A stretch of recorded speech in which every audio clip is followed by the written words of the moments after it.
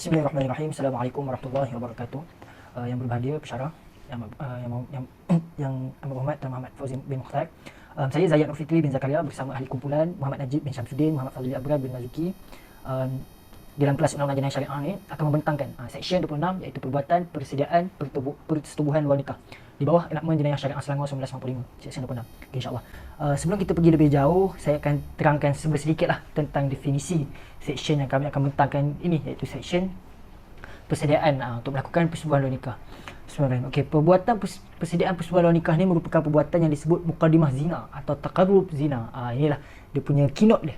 Kata kunci dia ialah mukadimah kepada zina. Dia belum berlaku zina tapi mukadimah, taqarrub, hampir kepada zina. Okey, perbuatan yang tidak bermoral yang dilakukan oleh pasangan yang belum menikah, satu perbezaan dengan seksyen 29 iaitu khalwat. Okey, apa beza dia dengan khalwat? Nampak macam sama. Orang kata apa? Persediaan kan, belum berlaku zina. Jadi apa beza dia khalwat dengan seksyen kami ni?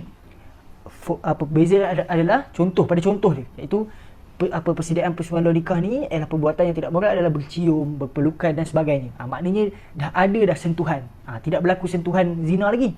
Kalau kita tengok definisi dalam kitab-kitab Arab, dukul kan, masukkan zakar ke dalam faras tu, tapi ada dah sentuhan. Mulut ke mulut cium, tangan dah pegang. Kalau lain dari sudut pakaian mungkin dah berkain tuala. Okey, baik, itu definisi. Seterusnya, peruntukan kesalahan dari sudut fiqh jinayat. Okey, baik. Kita tengok apa rujukan-rujukan ataupun perbahasan dalam fiqh jinayat. Yang pertama adalah daripada Al-Quran. Kita rujuk ayat yang masyhur.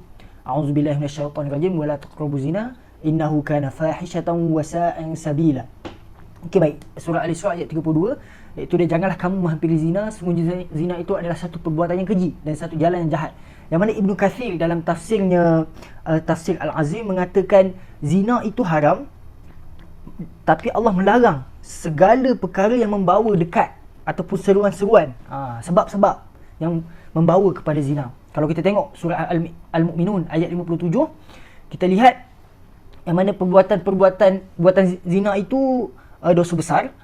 Perbuatan yang membawa kepadanya seperti berpegang-pegang, bercium semua tu merupakan dosa dan juga maksiat. Kita boleh rujuk surah Al-Mu'minun ayat 5 hingga 7. Okey, baik.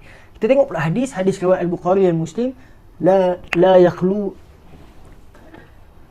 yakhluwanna rajulun mi amratin illa wa ma'aha zu mahram. Maksudnya janganlah bersunyi-sunyian seorang lelaki dan perempuan melainkan yang bersama perempuan tersebut iaitu mahram. Ini kalau kita tengok ayat ni, khalwat juga memakai hujah daripada hadis ini. Okey, baik, kita lihat perbahasan ulama. Okey, satu kaedah fiqh, ma ada ilal haram fa huwa haram. Apa yang bawa kepada haram itu hukumnya adalah haram. Kalau kita tengok kaedah fiqh yang lain, kalau wajib, ma lam yatimul wajib illa bihi fa huwa wajib. Apa yang satu kewajipan itu tidak sempurna jika tak ada dia, maka melainkan dengannya maka ia juga wajib. Contoh macam ambil uduk, solat wajib, ambil uduk sunat, tapi sebabkan nak solat, ambil uduk juga jadi wajib. Macam tu juga haram. Apa yang membawa kepada haram itu hukumnya adalah haram juga.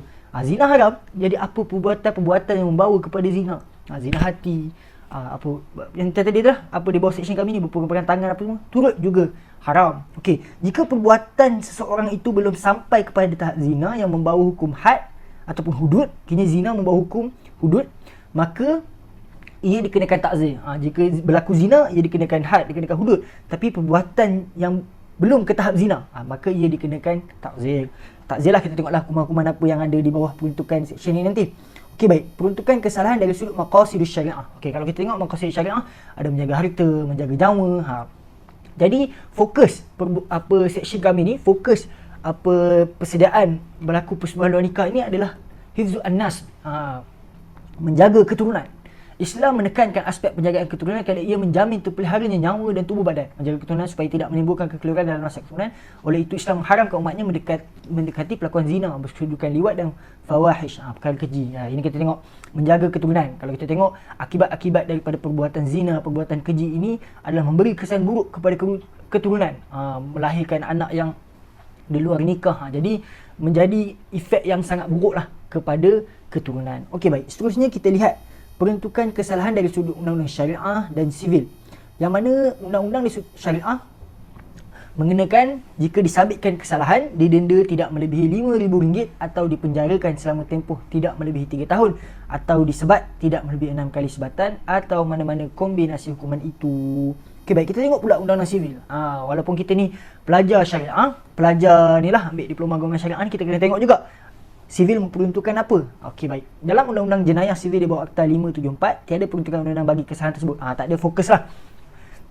Macam Seksyen 26 bawah Selangor ni. Namun hanya terdapat jenayah salah laku moral dan yang berkaitan dengan aktiviti seksual luar tabi'i dan melanggar kesopanan, iaitu Seksyen 377A persetubuhan yang bertentangan dengan aturan tabi'i. 377D melanggar kesopanan. Dia lebih daripada sudut moral, dari sudut melanggar kesopanan. Okey, baik. Seterusnya kita pergi kepada elemen-elemen kesalahan. Elemen kesalahan ni maknanya apa sebenarnya?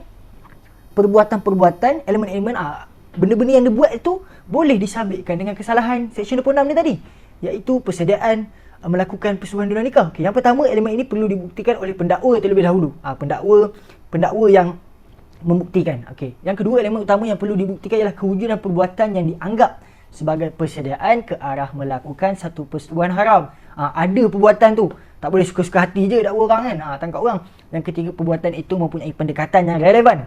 Sebagai perbuatan persediaan, perbuatan ini seharusnya dibezakan dengan khalwat dari segi bukti dan qarinah. Ada beza dia dengan khalwat. Kalau tadi saya ada sebut, khalwat ni macam ada elemen dia lah. Khalwat ni bersunyian dalam bilik yang tak ada orang, duduk berduaan semua. Tapi Seksyen 26 ini ada dia punya beza dia, iaitu ada sentuhan, ada contohnya bercium mulut, dah pegang dah, contohnya zip pun dah buka, sebagai contoh. Okey, baik. Kita tengok perbandingan kesalahan mengikut negeri-negeri di Malaysia. Terdapat 4 istilah berbeza digunakan untuk merujuk kepada kesalahan mukadimah zina. Ini saya bentang panjang lebar tadi tu, banyak berfokus daripada seksyen di negeri Selangor lah. Jadi ada 4 nama yang berbeza. Kita tengok kategori negeri-negeri yang mana. Okey, baik. Yang pertama, perbuatan sebagai persediaan untuk melakukan persetubuhan di luar nikah.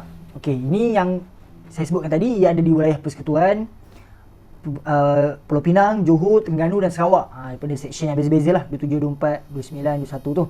Denda tidak melebihi 3,000, dipenjara tidak melebihi 2 tahun, duduk sekali. Okey, kedua, percubaan persetubuhan haram. Ni di Perak, Negeri Sembilan dengan Melaka.